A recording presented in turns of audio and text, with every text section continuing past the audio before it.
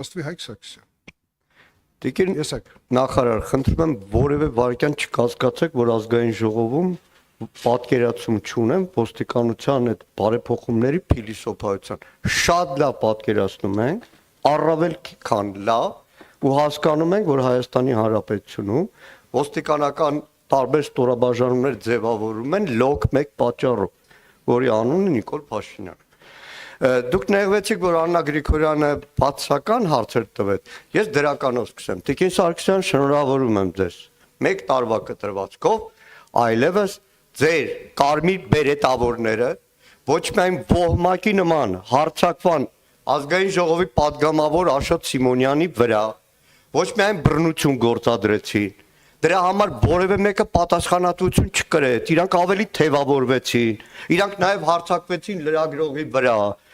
Դեռ բարեբախտաբար այդ մի հարցով քրեական գործառույթ, բայց բոլորը շարունակեցին մնալ պաշտոնի, դրա համար նույն ձևի այդ օրը Գյումրիում երկրորդ ազգային ժողովի падգամավոր Մհեր Մելքոնյանը աչքը մի շաբաթ չէր կարողանում տնից դուրս գալ։ Նայեք, երկրորդը, շնորհավորում եմ, որ ստեղծվել է ոստիկանական գվարդիա։ Ես այսօր խոսելու եմ ի պաշտպանություն Հայաստանի Հանրապետության ոստիկանների։ Շնորհավորում եմ, որ ստեղծել եք ոստիկանության գվարդիան եւ առաջին բանը, որ արել եք, մկրտություն են իրանք անցել աղանդավորական կռապաշտական միջոցառմանը, երբ որ հարյուրավոր ոստիկաններ տարի լցրել եք Հովանավանքում։ Ես հասկանում եմ հասարակական կարգի պաշտպանություն, բայց ուզում եմ հասկանամ, օրինակ Արաբկիրի փոխոստիկանապետ Բաղյանը ինչ էր կորցրել Արագածոտի մարտի Հովանավանքում։ Բաղյանը այստեղ Քարորյաներին հերթապահում է, հասկանում եմ Արաբկիրի տարածաշրջանը, Հովանավանքում ինչ էր անում, Ղազարյանը ինչ էր անում, այդ խեղճ տղեն ինչ էր անում, տարի կանգնացրել եք ու հարյուրներով։ Գյումրի, Արգիշտի Գևորգյանի հետ մեր աչքի առաջ է եղել այն ամեն ինչ, ինչ որ տեսել եք։ Այդ որ մի բարեփոխման, որ մի հայեցակարգի հիման վրա է, որ ազգային ժողովի 3 падգամավորի համայնքային շենք քաղաքապետարան, ոստիկանության, ինչ որ պաշտոն է որոշում է, որ չի կարելի մտնել։ Ինչպես այդ օրը եղավ։ Մարդիկ այդ օրը տասնյակներով բռնվել են։ Գիտեք ոնց են բռնվել։ Դուք ուղղակի փչացնում եք ոստիկաններին, խեղճ ու կրակ պարեկներին։ Կեպեզեներում լծված էին, գնում ենք հերթով հանդիպում ենք։ Վարորդներ, խեղճ ու կրակ, կոմունալ տնտեսության, արդեն անեկդոտ էր դառել։ Բոլորին ում մոտենում է, տեսնում ես մե ինչ ա, պարեկը կանգնացրեց, առավոտը ագնետուշիցելը չկար, տուգանքը գրեց ավտոն, տարանացին վաղը կգաց, ագնետուշիցելը կբերես, տուգանքը կջրեն։ Իրիկունը ոստիկանությունը հատիկ այդ բոլորին կանչել էր, 3 օրով տվել էր կալանք։ Հատիկ հավաքարարից սկսած ավտոբուս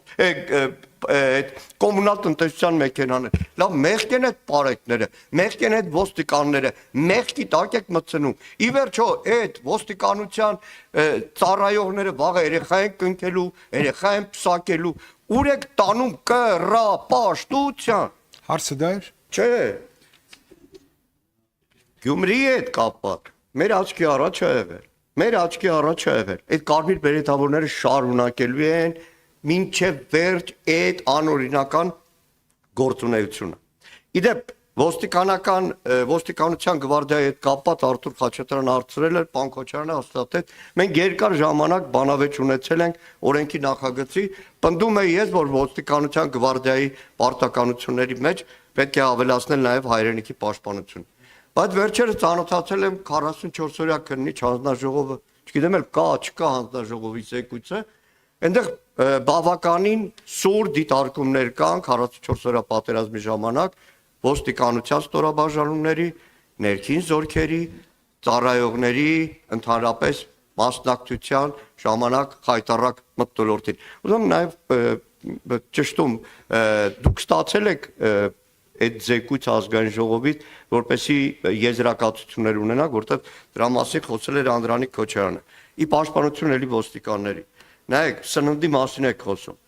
Ամեն օր մեր աչքի առաջ է կառավարական 2 շենքերի մեջտեղի այգին հարյուրավոր ոստիկաններ առավոտվանից գիշեր նստում են։ Ու ես նկատում եմ սննդի ապահովում չկա, արևի տակ, ձմեռը, ցրտին, այդ հարյուրավոր ոստիկաններին չէր նստեցնում այնտեղ։ Նաև ի պաշտպանություն ոստիկանների բնակավայրից հեռու ծառայության համար փոխհատուցումները 2025-ին ստացել են թե ոչ, որտեղ ժամանակին կային ահազանգեր, որ չէին ստանում։ Դուք նաև ազդարարեցիք փրկարար ծառայության տեխնիկական հագեցածությունը, անցած տարվա հարցից նորից կրկնում եմ։ Երևանում խայտառակ բարձրարկերի այս ավելացման հետ մեկտեղ նույն բարձրությունն ապահովող հրշեջ մեքենաների ձեռքբերման նպատակ ունի ներքին գործերի նախարարությունը, թե ոչ։ Այսքանը։ Շնորհակալություն, պարոն Մարքյան, ինչ վերաբերում է զեկույցի դեռ ներքին գործերի նախարարությանը հասանելի չլինելու։ Ազգային ժողովի աշխատակազմի ղեկավարի հետ մենք քննարկել ենք, թե ոնց պետք է կազմակերպվի, որպեսզի առաջնահերթ մեր ուժային կառույցները եւ հետագայում նաեւ այլ կառույցներ, որոնք անելիք կունենան այդ զեկույցի հետ կապված, մենք պատրաստենք դրանց կրկնօրինակները եւ հնարավորություն ստեղծենք, որպեսզի օր առաջ լինի տվյալ կառույցներին։ Բայց միաժամանակ ասեմ ձեզ, քանի որ փաստացի նյութը շատ է եւ դրանք ժամանակ է պահանջում, որպեսզի ամբողջությամբ տեղափոխվի առաջին բաժին, որպեսզի այդ փաստացի նյութը զեկույցի առանձին մի մաս է։ Փաստացի նյութն է շատ կարեւոր, որի հիմա վրա կառուցվել է այդ զեկույցը։ Այնպես որ դա ընթացակարգային խոչընդոտ է, որը լուծման փուլում է։ Իսկ հարցերի չէ։ Տիկին նախարար, մեկ էլ մի բան, էլի Գյումրի հետ կապված։ Մեծ մասին բռնել են, գիտեք ինչ, մի հատ ոստիկանի ցուցմունքով։ Այդ մարդիկ էլի ասում, մեղք է, տուն են էթալու, հասկանալու են, որ իրանք կերպ շատ լավ, պարոն Մարքյան։ մեջ։ Այո, մեկ ցուցմունքը այդքան էլ լիարժեք չի, եթե պետքա բռնեք, գոնե երկու ցուցմունքով, տիկին նախարար, խնդրեմ։ Նախ պարոն Քոչարյան, տիկին նախարարի որոշելիքը չէ, մեկ ցուցմունքով թե երկու ցուցմունքով, դա նախաքննական մարմնի որոշումների տիրույթում է։ Հիմա պարոն Մանուկյան, անդրադարձակ եւ ձեր խոսքում էլ անընդհատ նշում էիք ի պաշտպանություն ոստիկանության, ի պաշտպանության ոստիկանության։ Ես վստահեցնում եմ, որ ներքին գործերի նախարարության համակարգում ոստիկանությունը պաշտպանության կարիք չունի։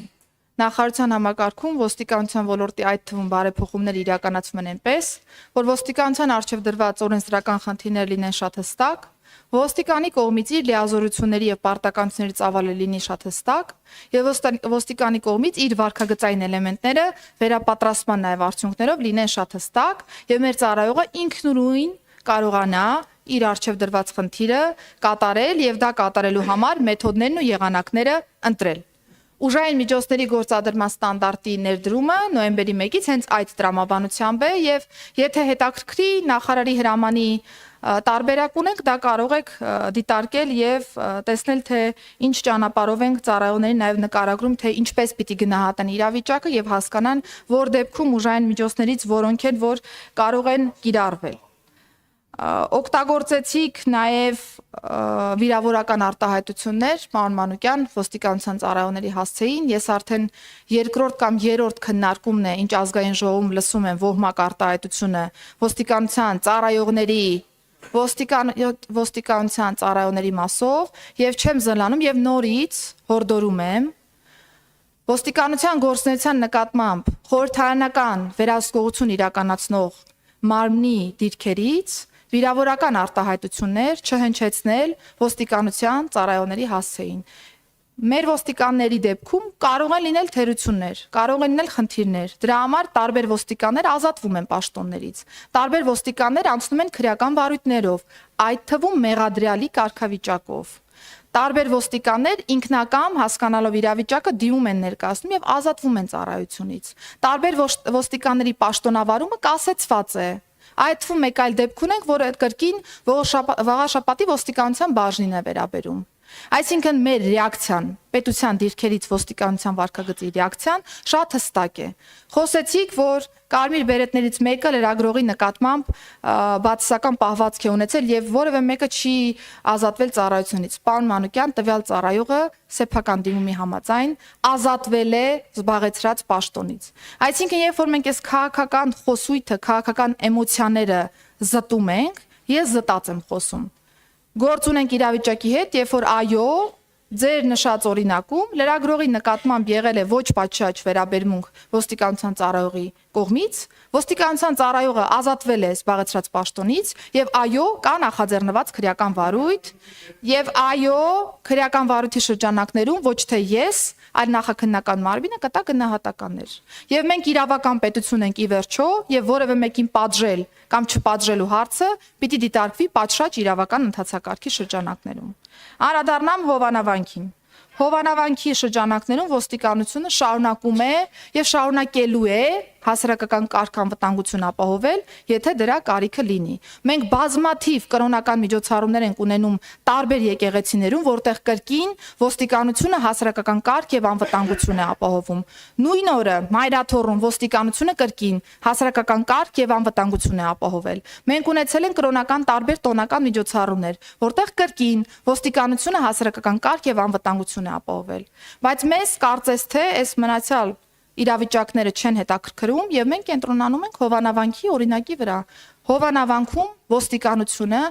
օրենքով շարունակելու է պահպանել հասարակական կարգն ու անվտանգությունը։ Իսկ թե ով կգտնվի, ոստիկանության որ ստորաբաժանման ներկայացուցիչը կգտնվի, հարգելի գործընկերներ, դա ծառայության կազմակերպման տրամաբանության մեջ է եւ ոստիկանությունը ինքն է որոշում ծառայությունը ինչպես կազմակերպի։ Կարող է Երևանից էլ մարդիկ ներգրաված լինեն, կարող է Լոռու մարզից էլ մարդիկ ներգրավեն։ Մենք ունենում ենք Շիրակի մարզում process, որ դուք անընդհատ վկայակոչում եք։ Շիրակի մարզում այլ ստորաբաժանման ծառայողներ եւս ներգրաված են։ Դա